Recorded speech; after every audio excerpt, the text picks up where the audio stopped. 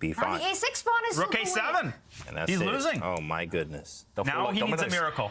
Yeah. Oh, slam. can see Oh, you can see the anger. You can see the anger there. So he is not a happy bunny. Now I've never actually seen Hikaru so animated and so angry when I'm watching him live. I've seen clips and things, but not actually watching the live stream. Now this was a game played against Jorden van Foreest. They were equal in the match, 1.5 points each. This is the Chess Kid Cup, just started today. So this was a key game. Hikaru needed to draw with black to take it to tie breaks. So check out what happened in this pretty crazy game. And then at the end, I also want to show you a clip of how the game finished and more just crazy reactions from Hikaru. So Jorden kicked off with d4. Hikaru goes knight f6, c4, e6, and we get a main line Nimzo Indian. Now queen c2 is the classical variation. This is how I play myself, and it's how Hikaru plays. Not that we're quite in the same league. Obviously, I'm a little bit stronger than he is online and things. But okay, we both play the classical. We now see castles from Hikaru. And now pawn e4 is a really sharp way to treat the position. A3 is way more common. That's how I personally play, if you wanted to know. And now Hikaru, he goes pawn to d5 here. Now you can go d6. The c5 is a move. Okay, we won't get too caught up on theory. And now e5 is played, so it takes the space. And visually, I really don't like the look of this for black, except for the fact that you've got knight e4. You know, if you drop the knight to d7 there, white's going to get this big centre, potentially a big attack against the king. But okay, this is black's saving grace. Pressure's on this pawn here. Sorry, the knight and then the pawn on b2, which will take on c3.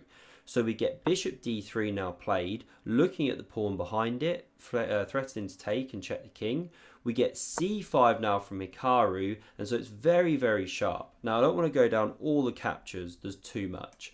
But what if white just tries to win a pawn here, simply like this? Well, black can actually take here, you know, you restore the material. And that's the theme basically, however you capture. So what we see Jorden do is pawn a3, we see takes on here with check, the pawn recaptures and now takes on d4. Pawn takes, and this is important because it opens up this diagonal to check the king. Now if you block with the bishop, it's playable, but black is just completely equalizing with this sequence of moves, nothing much to play for, and you're even going to stand a tiny bit worse, I'd say, with pressure on this backwards pawn. So what we see instead is king f1. Keeps the attacking chances alive, keeps the bishop pair for white. And now here Hikaru has to be careful because this knight is actually running out of retreat squares. You know, f3 is a threat. Now you could then bring the knight to c3, but then you're running into bishop d2, skewering it to the queen. Anyway, you have to take care of this stuff. So that's why bishop d7 is the starting move from Hikaru. Because now if f3, well, you can go bishop a4, and wherever the queen goes, you know, b2 is a sample line, well then this c3 square is really tender. So the queen can move in, the bishop is hit, threat to take with check, so this is a main line here, and even though you can get bishop d2, still looks trapped, well then you can take here, picking up a tempo, and okay, this is just an equal position, black even a tiny bit better. So the c3 square tender, knight e2 covers that square, and now f6 is the other kind of card in Hikaru's arsenal here, because if you go f3 now, well you can take, open the f-file, the pawn is pinned, this is good for black. You know, lots going on beneath the surface. So instead, Jorden takes the knight, the pawn recaptures. Now why is Hikaru giving this pawn, and why does Jorden not capture it? Well, Hikaru is looking for great activity down this diagonal using the open f-file, you know, generate this attack against the white king, which of course hasn't been able to castle properly. So this is why the pawn is not captured. Very instructive chess. We have takes on f6 first, the rook recaptures, and now bishop e3 just blockades that pawn and tries to keep the black bishop shut out of the game. And of course, it is going to be weak long term. It can always be picked up later. So we get knight g3, already kind of targeting this one, also looking at this square here. We get knight d7 developing, king g1, stepping off that open f-file, and now here Hikaru plays very ambitiously, and I'm sure he'll regret this moment, because he wants to move his rook and stick the knight on f6, where it's a great square for that knight. But what he should do is go rook f7 as the square that it kind of lives on for the time being. But he goes rook g6, a more ambitious way to play, looking at the king. But now after pawn h4, we see one of the problems with this rook. It could be getting trapped. So we get rook g4 now from Hikaru, anticipating pawn h5. Now the pawn kicks on anyway, taking away that retreat square. We get pawn h6, and now rook h3 from Jorden is a nice idea to protect this pawn basically with the rook, so that you can then move the knight into f1, h2, and the pawn doesn't drop to say the queen. It takes care of that one. So we get knight f6, knight f1, rook d8, and rook h2. Sorry, knight h2. So this rook is literally trapped now. Hikaru has just boxed himself in. Jordan's just better here. So whether Hikaru deliberately did this and thought he'd get loads of play, or if he just blundered that rook, I'm not entirely sure. But after rook g5, he says, okay, I want to give it back on my terms here, because if you capture, then the queen takes back, and actually this is a much better version for black, because this pawn is now weak since the bishop left. Rook d1 covers, and then there's knight h5. Not only do you win a pawn, but you can see the huge counterplay here. Knight f4 coming, e3 on the cards, opening the bishop. Not what you want at all. So Jorden keeps a lid on things. Great move now. He goes pawn d5. I mean, I say keeps a lid on things. He actually explodes the board. But okay. He stops all of that counterplay for Hikaru. Doesn't rush to capture the rook. Now, the computer's top move here is takes. By the way, the whole point of this is cutting the communication of the queen with the rook. So now you're threatened to take and pawn recaptures. And this is the kind of line we would have had if Hikaru had taken. And the reason he'll have rejected this is simply this kind of pawn structure. After you capture here, who knows if this is coming one day. Just looks nice for white visually, and white is still a bit better here. But computer says it was the best way to go. What Hikaru does is hit the queen with the bishop. It slides over to e2 here, and then he goes rook e5.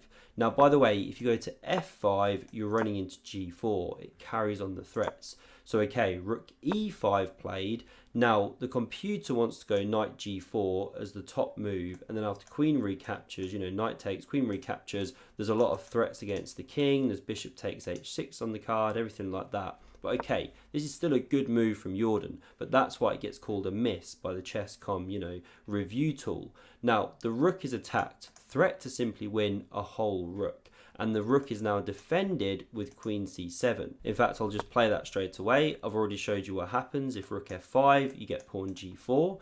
We now get takes on e5, the queen recaptures, and the rook in the corner is hit by the queen, so it has to save itself. That's why there's no time to capture here. So Hikaru takes this pawn, and now technically best was once again going knight g4, and this keeps the advantage for white, because you're basically forcing this knight to capture. The knight and the queen were attacked, and it's a very, very powerful piece for black. And there's no time to get these pawns rolling, or the e-pawn simply drops, via queen or rook. Okay, rook is best actually to take with apparently. So instead you'd have to go bishop c6 and then something like this. And because you've now got this worse bishop than if the knights were still on the board, well, this is better for white. White still got the pressure. Okay, coming back here though, we see captures. Now the rook takes back, and now you can't go knight g4. You've missed your moment, because now you can capture, queen takes, and bishop d7 skewers queen to rook. Black is better. So instead, knight f1 played. Bishop e8 hits the h-pawn. We get knight g3 jumping back to protect that one. Now bishop d7 hits the rook. It jumps to h4 and queen g5. Pressures that one again. It comes back to h1. And this is why, even though Jordan's an exchange up, Hikaru's actually a little bit better here because of this whole fairly ugly construction. We get bishop c6, knight f1, and now this pawn drops on h5.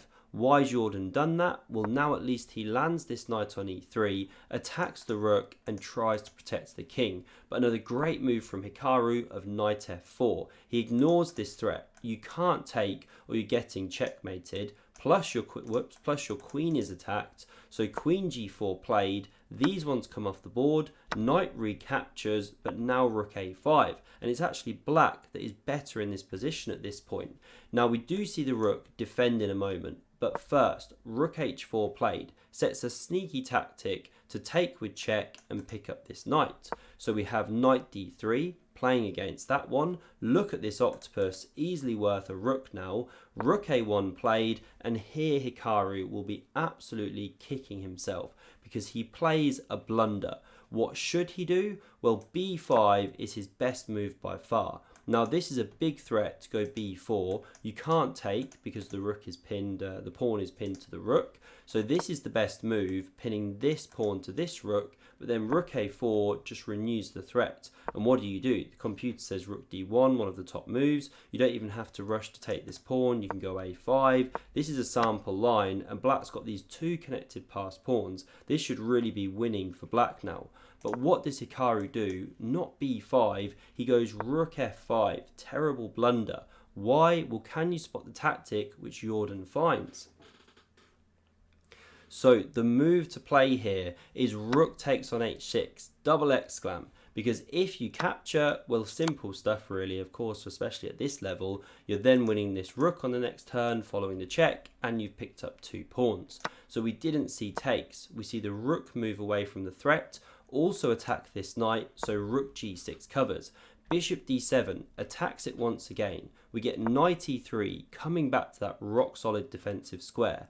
And now yes, Hikaru wins this pawn on f2, but in that whole sequence his pieces are now less coordinated, and of course he's not got a 2-on-0 pawns running on the queen side like he did in the other variation. And so now it's Jorden who seizes an initiative. So rook c1 threatens to invade, and if you take that one, well, your own rook drops. Okay, different way to play. This is technically playable, but instead Hikaru doesn't go for that. He plays bishop c6, covers the c file, and now rook f1. Gets this one off the board. You can't really move it away, try and activate, because knight f5's coming, problems here. This is the thing. So we see captures, the king takes back, king f7 hits the rook, it comes over to d6, and it's a great file for that rook. The open file and cutting the black king. So knight f4 played, looking to pressure this pawn one day. We get king f2, knight e6, knight c4, looking to jump to e5 with check, and king e7 prevents against that and pressures on this rook. So rook d1, and now here Hikaru just finds slightly the wrong construction. Basically, there are some setups here where you can push this with check and then take this pawn with the bishop. But he goes knight f4, knight e5 comes, very natural move, pressuring here, and after check, king takes, well, now he takes this pawn with the knight. So he's swapped pawn for pawn, he's trying to get pawns off the board, but this knight is a bit boxed in now after king to d4. I mean, that gets a question mark. Okay, I wanted king f2, but very logical looking move. And this one actually doesn't have a lot of squares. So we get king d6, stopping the march to c5 of the king, and now rook f1, the knight only has 1 square as highlighted. We get bishop e8, stopping any rook invasions on the f7 square. Rook f8 comes anyway. Bishop a4, we'll ignore the question marks, there's maybe more precise moves, but Hikaru is low on time now. We see rook f7, pressuring the b pawn, and bishop c6, drops back to defend. Now the computer says you have to take here, and you've got a great game, this should be winning. But it's not immediately obvious, then the eval bar kind of changes and says that white's only a bit better, so I'm really not clear on whether this was winning or not. Looks tough anyway. So Jorden doesn't take the bishop. He goes knight c4 check. The king moves and he picks up the pawn. So he's kept this pair of minor pieces on the board, and it's a good play to my mind, keeps complexity. So knight h4, Hikaru trying to get it out the box, threatens to check the king and rook. King c5 played, now bishop f3, knight e3, and we get quite some shuffling going on here, but in a moment Hikaru makes a blunder. So he attacks the rook, it saves itself, and now here he needs to keep this construction of pawns as it is, because if white ever tries to land a knight on a5 and attack this pawn, well, you can go b6, and if the king's here, well, it's going to be check and you're going to pick up that piece. but what Hikaru does now is pawn a6, and this really weakens the dark squares, and if the knight's landing here, well, it makes b6 impossible with the king on c5. So knight b4 now pressures that bishop, it jumps away to e4, and I'm going to whiz through these next few moves, because basically Jorden finds the setup in just a moment by spinning round his knight all the way over to the right square on the queen side, which is the a5 square. So it reaches it in just a moment, and now the pawn is becoming critically weak. The rook's coming here, the king's coming here. So we get bishop g2, rook h7 attacks it, and how do you defend? Well, you can't. If you go knight d6, you're simply running into this, check, and then you lose a piece, of course, no good. So instead, Hikaru goes b5, but simply rook a7, and this is where we get this reaction. B5. Now the a6 pawn is Rook a7. And that's He's it. losing. Oh my goodness. Now he needs a miracle. Yeah. Oh, slam. can see Oh, you can see the anger. You can see the anger there. So bishop f1 covers this pawn. We get takes with check, the king goes, knight c6, and now again it's just a matter of technique from Jorden. He wins the second pawn, and the a pawn is now running. Hikaru furious with himself, just slamming the desk, really unhappy, and we're going to see in a moment just how unhappy he was as the game comes to an end, because here, after king e6, this is how the game ended. Now just Don't give a push. check. Be careful. Be careful. Wow. I think this is the first time that we may see Hikaru knocked out. I mean, we was actually going to be with Decisive before. Decisive was very close, but he was able to win that match. a good thing it's a double elimination bracket. That's and right, he can Hikaru make it gets back through. another life, but it will be his final life if he does lose this match. He will go down to the elimination bracket, and Oh, in fact, my he has goodness. gone down to the elimination bracket. Jorden van Foreest takes it with some brilliant technique in the end. What a match this has been, and Jorden. We should mention Hikaru hasn't actually clicked the resign button. Ooh, he's just walked off. left. Oh, he just walked still away. ticking. It's Down. 7, 6. He's just left it hanging. 2. And that's it. Jorden van Foreest does take the match. So Hikaru knocked out, but he does get a chance to fight back and make his way back into the division. I hope you enjoyed this one. Long one, I know. Long 90 move game. Thanks very much for watching, and see another video. Check out the ones on screen.